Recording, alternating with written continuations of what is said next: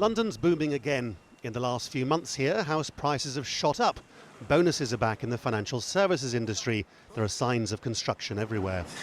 Growth forecasts are up too, and the political ramification of that is extremely significant. The government, led by the Conservative Party, is claiming victory in the debate which has dogged Europe for 5 years.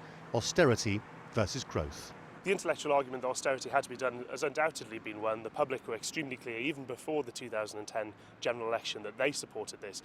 The key question is, can the government hardwire this into the system, or would a future Labour government simply be able to repeat the old mistake? That's the fear which is occupying the government's mind at the moment, and they want to ensure that this is a revolution that can't be reversed. The government's cheerleaders in the press are revelling in stories about banks which had to be rescued now being reprivatised. Confidence is key. That's been seized on by ministers who have an eye on the next vote here.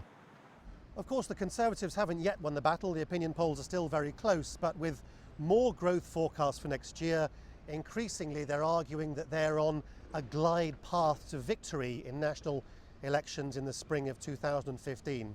They say very simply that through bad times they stuck to their intellectual arguments that austerity had to be done, and that's now become a model for the rest of Europe to follow.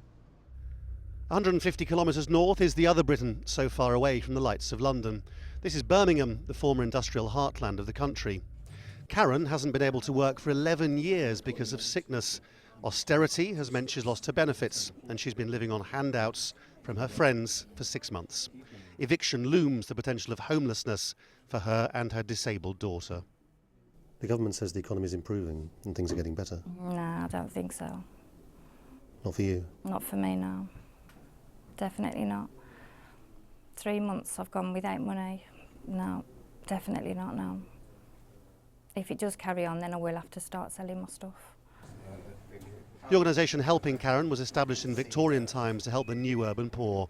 Now they say they've never been busier. Growth where? I mean, the reality is that there may be growth somewhere in the economy, but amongst the poor, amongst the people that we're dealing with, those who are in low-paid employment, struggling in social housing, that's not the reality. In the end, history is written by those who win, and so the government looks more and more likely to have the final say on the success of its economic programme. All governments see growth as the great prize, the proof of success. But the question for the British poor is whether that growth means anything, is of any benefit to them. Laurence, Al Jazeera.